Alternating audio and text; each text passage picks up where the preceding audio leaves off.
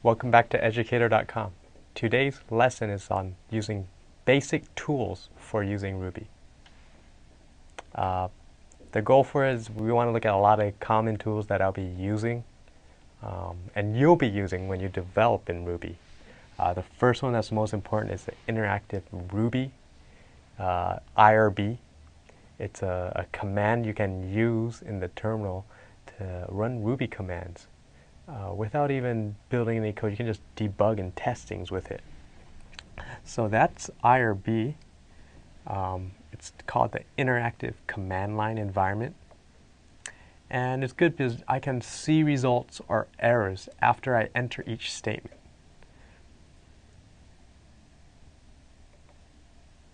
So some examples, first the command itself, I can run IRB-V and it'll tell me what version I'm running. So it says I'm running 0.95 and afterwards if I execute IRB, no arguments, it's going to execute the IRB terminal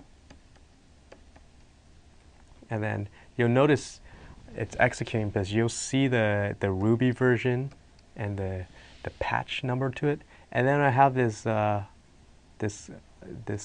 greater than sign that tells you you can enter a Ruby command here. So this command I put hi, it spits back a string, a hi. I can do some math commands in there. Let's go ahead and see it live. So like I said, you're in IRB-V. Actually now I'm on 0.96, but if I run IRB, press return, I can go ahead and try different things. I can put in strings, test, it returns test back. The reason it says, okay, I'm going to return that string back to you. I can do 15 plus 5, says 20. And I can do some standard output commands. I can do puts, hello world, and looks like it's working fine. When I want to quit it, all I do is just put exit and it returns out. Good way to test my Ruby code as I'm developing, testing if certain things are working right, if I can load specific modules and libraries and gems. So yeah, why use an interactive Ruby? Like I said, use it for debugging. When you're creating your code, you're going to have complicated classes, modules, objects.